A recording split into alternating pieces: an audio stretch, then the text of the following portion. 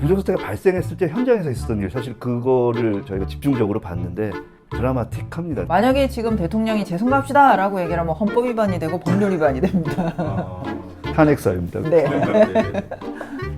이게 우리나라만 그런 것 같죠. 2010년대 이후로 굉장히 글로벌한 트렌드이기도 해요. 여러분, 21세기 대한민국에서 투표용지 부족으로 투표를 하지 못하는 사건이 일어났습니다. 오늘은 도대체 왜 그런 일이 일어났는지, 그리고 앞으로 어떻게 해야 선거에 대한 우리 시민들의 신뢰를 회복할 수 있을지 정치와 선거에 대해서 오랫동안 고민해 오신 분들을 찾아가 한번 여쭤보도록 하겠습니다. 함께 가시죠. 자, 먼저 소개 부탁드릴까요? 예, 안녕하십니까. 저는 참여연대 의정감시센터 실행위원으로 있는 서복경이고요. 지금은 더가능연구소 대표로 있습니다. 반갑습니다. 네, 안녕하세요. 저는 유성진입니다. 참여연대 의정감시센터 소장을 맡고 있고요. 이화여대에서 학생들을 가르치고 있습니다. 네, 반갑습니다. 네, 이번에 투표용지가 부족해서 투표를 하지 못하는 그런 일들이 발생을 했잖아요. 이 투표용지 부족 사태의 핵심이 무엇일까요? 투표 용지가 전체 유권자 기준으로 50%만 찍자.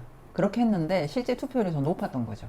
그래서 이제 두 가지 차원의 문제가 있는데, 하나는 처음부터 용지를 충분히 찍지 않았다. 이 문제가 있고요. 두 번째는 그래도 찍은 거를 제대로 나누기라도 해야 되는데 제대로 나누지도 못했다.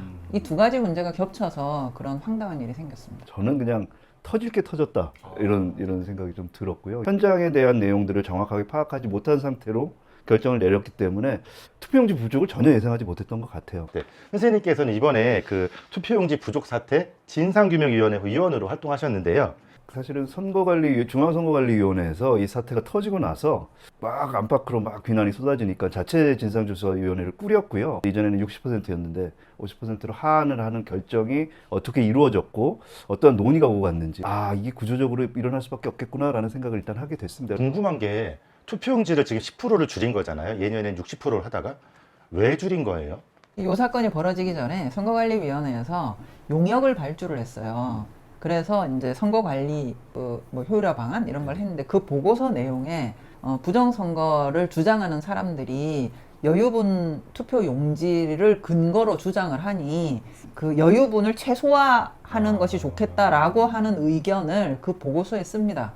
그거는 지금 우리도 그 일반인들도 다 찾아볼 수 있거든요. 근데 이제 그런 게 영향을 미치지 않았을까라고 이제 추정을 하는 거죠. 네, 진상규명위원회 활동을 하셨고 지금 진상규명위원회는 활동이 종료가 된 거죠. 종료가 됐습니다. 한시적인 조직이었기 때문에. 저희가 집중적으로 봤던 건 왜 투표용지 부족 사태가 발생을 했고 실제로 무슨 일이 벌어졌는가에 초점을 맞췄기 때문에 초기에는 100%를 찍었고, 민주화 이후에는 그게 이제 계속 남는 용지 때문에 계속 낮춰왔더라고요. 그래서 근데 이게 최근에는 이제 60%로 낮춘 게 한 5, 6년 전이고, 불과 5, 6년 만에 이제 또 10%를 낮춘 거였었는데, 자체적으로 TF가 꾸려져서 이제 논의가 되었지만 심각한 논의나 문제 제기 없이, 이런 사태에 대한 예견 없이 그냥 의사결정이 이루어졌다라는 거고, 부정사태가 발생했을 때 현장에서 있었던 일, 사실 그거를 저희가 집중적으로 봤는데 드라마틱합니다. 사실은 현장에 있었던 이 투개표 관리 요원들, 그 현장을 담당하셨던 분들은 누가 와도 그런 사태가 발생을 하면 막지 못했을 것 같아요. 그러니까 이게 굉장히 혼란스럽고 멘붕이었다. 그러니까 현장에서의 관리 문제만은 아니었다라는 것도 구조적인 문제였다. 네, 조금 자세히 말씀드리면 지방선거 같은 경우는 훨씬 더 복잡하잖아요. 여러 개의 선거를 같이 하기 때문에 서울시장 같은 경우는 서울시 전체가 지역구고, 구의원 같은 경우는 구 안에 조그만 지역구가 있고, 그러다 보니까 투표용지의 종류가 7가지가 되거든요. 근데 7가지에 다 일련 번호를 쓰게 되어 있어요. 사실은 인쇄가 되게 되어 있는데 사태가 벌어지고 나니까 이걸 다 이제 쓰려고 했었던 거고, 그게 시간이 생각보다 너무 많이 걸렸다라는 거죠. 그러다 보니까 대응이 제대로 이루어지지 못하고 결국에는 이제 지연이 되는, 투표에 참여하지 못하는 상황까지 이르렀는데, 진상조사위원회에서는 그런 일이 벌어졌을 때 도대체 각급 선거관리위원회는 뭘 했고, 중앙선거관리위원회는 도대체 뭘 했고, 이런 것들에 대한 파악을 했거든요. 근데 사실은 좀 의사결정 체계가 엉망이었던 것 같아요. 결국은 그 시스템의 문제라고도 볼 수 있을 것 같은데요. 사실 제일 궁금해하는 건 사람들이, 그래서 이제 뭐 선거관리위원회 해체론도 나오고 여러 가지 이제 의견들이 있는데, 그 뭐 선관위원장 사퇴하고 뭐 이 정도로 마무리가 되는 건가요? 아니면 그 이후에 추가적으로 어떤 그 선관위에 대한 조치들이 이루어질 예정인 건가요? 선관위가 선거 관련해서 사고 친 게 큰 것만 해도 벌써 2022년 그 코로나 그때 투표할 때 그 일명 소쿠리 투표도 있었고, 근데 조금 더 올라가면은 이제 2011년이죠. 그 선관위 디도스 사태라고 해가지고 해킹당하는 사건. 그러니까 위기 대응 능력이 없다 선관위가. 그렇기 때문에 이게 말하자면 3세 번째이기 때문에 지금 논의되고 있는 거는 전반적으로 법 개정을 해서 또는 이제 필요하면 헌법을 개정을 해서라도 선관위가 일종의 지금 같은 황당한 일을 안 벌이게끔 구조적으로 재구성해야 된다. 새로 만들어야 된다. 라고 하는 논의가 진지하게 되고 있고요. 관련 법안들도 제출이 되고 있고 그렇습니다. 그 선거관리위원회가 그 헌법상 독립기구라는 이유로 여러 가지 어려움들이 있다는 얘기들을 많이 듣게 되는데, 그 헌법상 독립기구인이라고 해서 처벌받지 않거나 아무런 간섭도 받아서는 안 된다라는 건 좀 잘 이해가 안 되거든요. 왜냐하면 잘못할 수 있잖아요. 예, 그 선관위 자체가 어떻게 운영되는 조직인지 좀 간단하게 설명해 주실 수 있을까요? 선거관리위원회는 전체 직원이 한 3,000명 정도 돼요. 그러니까 하나는 뭐냐면은 위원회 구조예요. 그러니까 투표용지를 50% 찍을 거냐, 60% 찍을 거냐 이런 거를 결정을 하는 위원회가 있고요. 실제로 이 결정 사항을 집행을 하는 공무원 조직이 있습니다. 근데 우리나라 지금 선거관리위원회 직제로 놓고 보면은 위원회 조직은 중앙 그 선거관리위원회가 있고요. 시도 선거관리위원회가 있고 시군구 선거관리위원회가 있고 읍면동 선거관리위원회도 있어요. 이거는 위원회예요. 이 사람들은 상근 직원이 아니고요. 위원들이에요. 말고 이제 실제로 그 9시부터 6시까지 근무를 하는 공무원 조직이 한 3,000명인데 생각을 해보시면 우리나라가 지금 이제 전남 광주 통합을 해가지고 16개 광역이지 않습니까? 그 다음에 기초지자체가 226개가 있습니다. 그 다음에 전국에 읍면동에 3,550개가 있거든요. 그러니까 이 읍면동에는 상근하는 선관위 직원이 없어요. 그렇겠네요. 3,000명이 전국을 관리하려면. 관리할 수 없죠. 네네. 그래서 시군구 선관위의 평균적인 이 선관위 직원이 한 8명 정도밖에 안 돼요. 시군구 단위. 시군구 단위. 226개 시군구 단위에서 이 사람들이 밖에 없는데, 문제는 우리나라에 그 선거를 한 번 하면 지난 지방선거 같은 경우에 투표소만 14,000개가 넘었어요. 그러니까 시군구에 한 8명에 있는 선관위 직원이 한 수백 개 되는 투표소를 관리를 해야 되는 거예요. 그래서 대체로 그 자리에 모인 분들이 어떻게 되냐면은 한 절반 2분의 1 정도는 공무원들이고요. 나머지 분들은 그 동네에 공공기관에 근무를 하시거나 아니면은 그 동네에 그 지역사회 단체들에서 그 기여를 해주시는 이런 일반 시민들이에요. 그러니까 이분들이 현장에서 이렇게 있고, 투표소 하나가 있으면 그 투표소에 투표 관리관이 있거든요. 그럼 참관인 분들도 있고, 그 다음에 이제 쭉 라인별로 앉아가지고 과정들을 보시는 거예요. 근데 만약에 여기 쭉 하다가 우리 투표용지 없어요 라고 거기 앉아있는 공무원분이나 일반 시민분이 없어요 라고 얘기를 하잖아요. 그러면 논리적으로는 어떻게 되냐면 투표 관리관 분이 이걸 집계를 해가지고 7명에서 한 12~13명 있는 선관위 직원한테 연락을 해요. 우리 없는데요? 라고 얘기를 하면 이 선관위 직원이 이렇게 하세요 라고 얘기를 하면 해결을 해줘야 되거든요. 근데 이 8명, 10명 되는 선관위 직원이 그 엄청나게 많은 수백 군데의 투표소에서 여기도 문제예요, 여기도 문제예요 라고 얘기가 오면 해결을 못 하는 거예요, 물리적으로. 그런데 현장에 있는 투표 관리관분은 그냥 일반 시민이거나 그 읍면동 공무원이란 말이에요. 이 공무원분들도 선관위가 어떻게 돌아가는지는 몰라요. 그러다 보니까 이게 이분들이 실제로 현장에서 수백 명의 그 공무원분이나 일반 시민들이 통제가 안 되는 거예요. 그러면 일단은 선관위가 3,000명의 조직으로 전국에 있는 투표소를 관리하기는 어렵다. 그래서 일단은 뭐 그 선관위 직원들이 아닌 다른 사람들이 뭐 공무원이라든지 이런 분들이 이제 그 투표소에서 업무를 보시게 되는데, 저는 3,000명이 적기는 하지만 그래도 제대로 된 매뉴얼이 있다면 어떤 사건이 터졌을 때 그런 것들을 계속해서 뭔가 관리할 수 있는 어떤 체계가 있어야 된다고 보는데요. 선생님, 그 선관위 그 진상조사위원회 하시면서 그런 매뉴얼이 아예 없었던 건가요? 아니면 있는데 집행이 안 된 건가요? 매뉴얼이라고 하는 게 사실은 어떤 사안이 터지고 나면 이제 이런 경우에 이렇게 조치를 한다 이런 거잖아요. 근데 투표용지 부족 사태는 사실 말도 안 되는 일이기 때문에 거기에 대한 매뉴얼이 있을 리가 없었고 실제로 없었어요. 그러니까 예상을 못했던 일이 벌어진 거고 50%를 낮춘 게 이번이 처음이거든요. 중앙선거관리위원회에서 하는 얘기는 이거는 인쇄 하한 비율일 뿐이지 실제로 이게 더 필요하다라고 하면 이른바 이제 광역단위 선거관리위원회에서 결정을 할 수 있게 만들어놨다라는 거예요. 근데 실제로 이제 광역단위 선거관리위원회에서 어디는 60%를 채택한 데도 꽤 있어요. 투표소마다 상황이 좀 달랐을 거고 거기에 얼마나 이제 투표 인수에 대해서 조금 면밀히 감안을 해서 현장의 이야기를 듣고서 이제 배분을 했어야 되는데 그런 게 없이 그냥 갔던 거죠. 투표소의 상황을 제대로 파악하지 못했고 그러니까 그런 문제고, 근데 이게 근본적으로 보면 사실은 우리 이제 부정선거 논란이 막 있고 그러기 때문에 선거 관리가 되게 중요해졌거든요. 네네. 그리고 선거관리위원회에서 굉장히 중요하게 신경 써야 될 업무가 돼버렸어요. 근데 아까 조직적인 문제를 말씀을 하셨는데 선거관리위원회가 거기에 걸맞는 책임성과 능력이 있느냐, 인적 물적 구조 하에서 그렇지 않았던 것 같아요. 그래서 제가 터질 게 터졌다라는 말씀을 드렸던 게 언젠가는 터질 수 있는 거고, 그런 상황에서 보면 책임성이 없고 현장을 잘 모르는 결정이 지금 현재 선거관리위원회가 갖고 있는 구조다라는 말씀을 좀 드리고 싶어요. 네네.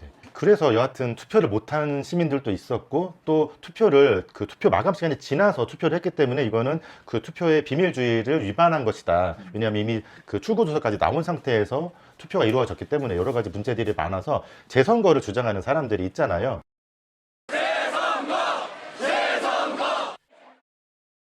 생각해보면 그냥 깔끔하게 재선거해서 그들이 주장하는, 부정선거를 주장하는 사람들의 그런 의혹들을 다 해소할 수 있도록 한번 재선거하는 것도 방법이지 않을까, 이런 생각도 드는데요. 예, 사실 느낌상은 딱 그렇게 하면 모두가 만족할 것 같은데 문제는 그렇게 하면 불법입니다. 아, 네, 불법인가요? 네, 왜 그렇죠? 현재 우리 공직선거법에 따르면 재선거가 가능하려면 두 가지 조건을 충족을 해야 됩니다. 한 가지는 분명한 규정 위반이 있어야 되고요. 근데 규정 위반을 했어요. 네네. 근데 두 번째는 당락에 영향을 미쳐야 됩니다. 이게 뭐냐면 기존에도 부정선거와 관련해 가지고 여러 가지 그 소송이 있었어요. 네. 근데 그 소송에 대해서 번번이 대법원이 어떤 판결을 하냐면 근거가 없다라고 판결을 하는데, 중요한 이유 중에 하나가 뭐냐면은 당락에 영향을 미치지 못한다는 겁니다. 그러니까 만약에 그 선거에서 1등 후보하고 2등 후보가 10,000표 차이로 졌어요. 그랬는데 이게 문제가 되는 어떤 투표라고 얘기를 하는 것이 모두 박박 긁어도 한 1,000표였다. 그러면은 이거를 재선거를 새로 하는 실익이 없다라고 판단을 해야 한다라고 하는 게 우리나라 대법원의 판례거든요. 그러니까 공직선거법에 따르면 규정을 위반을 했어도 결과에 영향을 미치지 않으면 재선거를 할 수가 없습니다. 그럼 사실 이게 뭐 대통령이 뭐 큰 결단을 내려서 마음대로 결정하거나 뭐 어떤 정당이 하자고 해서 할 수 있는 그런 것들이 아니겠네요. 예, 만약에 지금 대통령이 재선거합시다 라고 얘기를 하면 헌법 위반이 되고 법률 위반이 됩니다. 탄핵사입니다. 네. 여하튼 이제 부정선거는 아니더라도 부실선거라고 많은 사람들이 이야기하는 그런 선관위가 여러 가지 문제를 좀 가지고 있었는데요. 선관위 개혁 어떤 방향을 가지고 하면 좋을까요? 하나는 이제 선거관리위원회가 일을 하게 만드는데, 적어도 이 선진국이라고 하는 OECD 국가 기준으로는 선관위 직원들만 선거관리를 하는 나라가 없습니다. 이게 굉장히 중요합니다. 왜냐하면 다른 나라도 선거관리위원회들은 있어요. 독일 같은 경우에는 어떻게 하냐면은 그 일상적으로 선거 관리나 투표소 관리 업무를 할 수 있는 시민들 자원을 받아요. 그래서 교육을 계속 해줍니다. 그러면 이분들은 선거가 있을 때마다 교육받으러 올 때 공적 업무 수당 같은 거를 받고 수당을 받으면서 교육을 받아요. 그렇게 봤을 때 우리나라 같은 경우에 있어서도 일반 시민들이 교육을 받아가지고 참여하는 구조를 만들 필요가 있다라고 저는 생각을 하고, 또 하나가 우리나라도 공무원하고 일반 시민들이 투표소 관리를 한다 그랬잖아요. 근데 이 공무원분들이 최저임금을 못 받아요.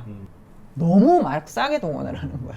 저희는 사실 선관위에게 굉장히 피해를 많이 받았어요. 그래서 그런 구조들을 바꾸고 좀 더 관리되고 책임 있게 집행될 수 있는 조직 중심으로 바꾸는 거. 그 다음에는 이제 감시 업무에 관련된 부분인데, 말씀하셨듯이 국회가 할 일을 안 했다. 저는 100% 동의를 하는 게, 왜냐하면 국회는 국정감사를 할 수 있거든요. 그리고 국정조사도 할 수 있습니다. 그런데 여태까지 그 일을 방기했다라고 하는 게 있고, 또 하나는 그 자체적으로 외부 감사위원회를 만들 수도 있어요. 그것도 국회에서 법률을 만들면 됩니다. 우리나라 선거법이 진짜 이상하거든요.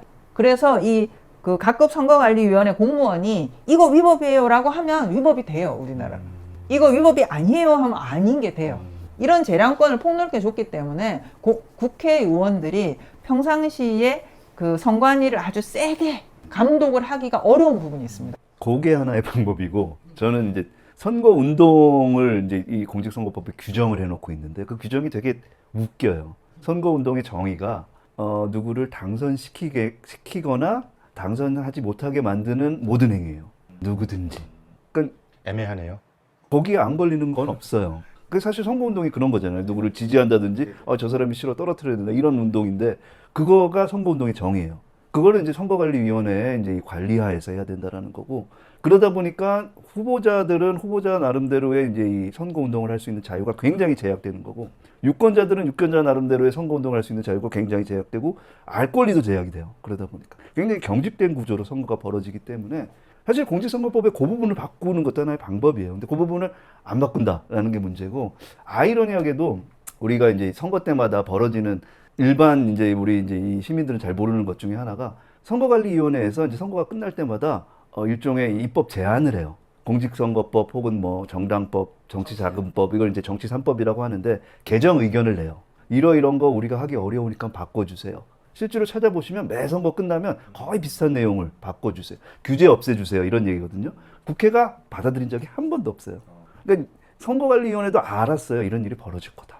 그리고 자기네들이 감당을 못할 상황에 이르렀다라는 게 그런 판단이기 때문에 계속 그런 개정 의견을 냈는데, 국회에서 사실은 신경을 안 썼던 거고, 신경을 안 쓴 이유는 사실 딱 하나예요. 그게 규제 중심의 선거법이 선거법을 중심으로 이득을 보는 건 기득권 정당들이거든요.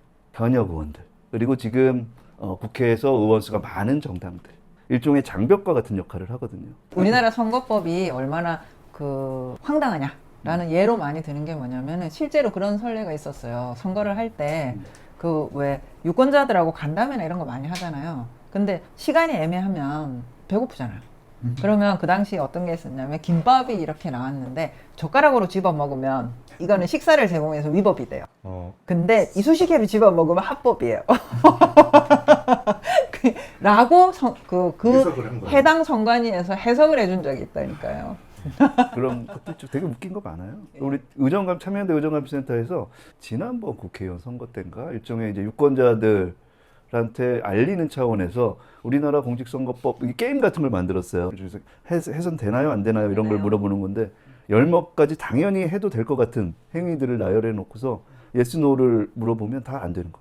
다 공직선거법 위반이에요. 그리고 우리나라에서 공직선거법 위반은 굉장히 처벌이 세요.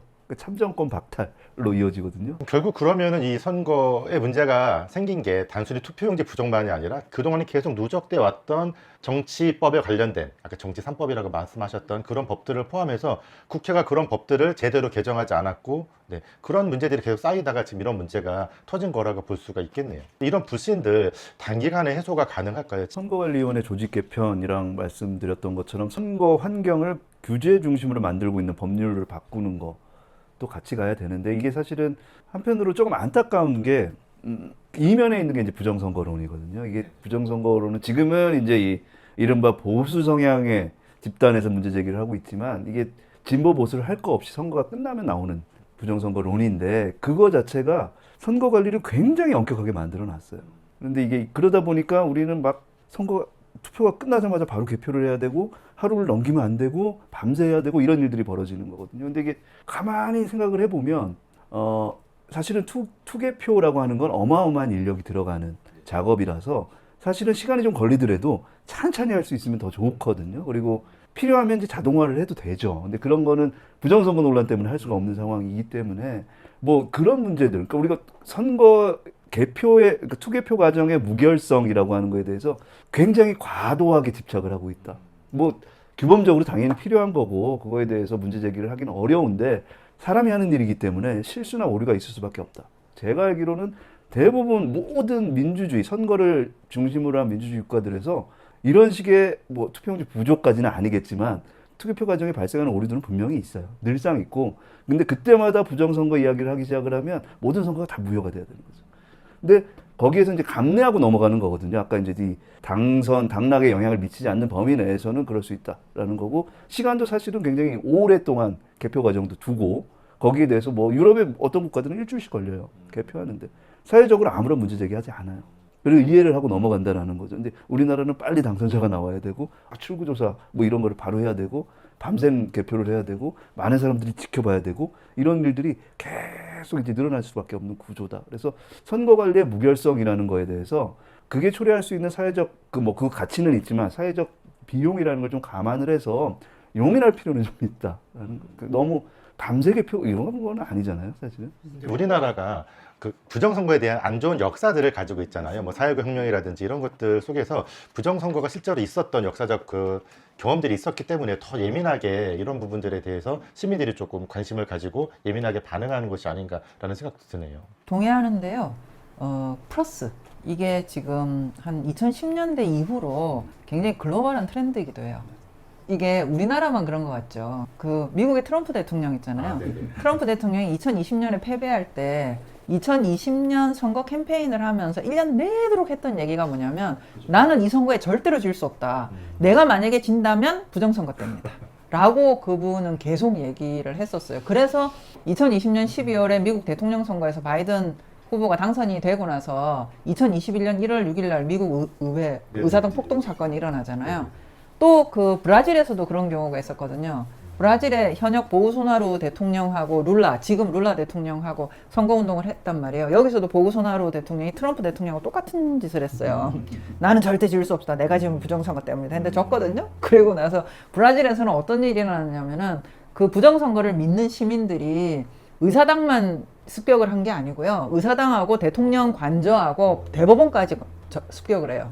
그러니까 이게 그 일종의 이제 민주주의 시스템을 인정하지 않는 그거를 우리가 이제 정치적으로는 굉장히 극우라고 얘기를 하는 거예요. 이런 흐름들에서 부정선거다라고 얘기를 하는 게 일종의 글로벌한 아이템이에요. 이게 그래서 이제 말씀하신 것처럼 제도도 바꿔야 되고 시민들이 이제 인식도 좀 바꿔야 되는데 저는 그 매개가 투명성이라고 생각해요.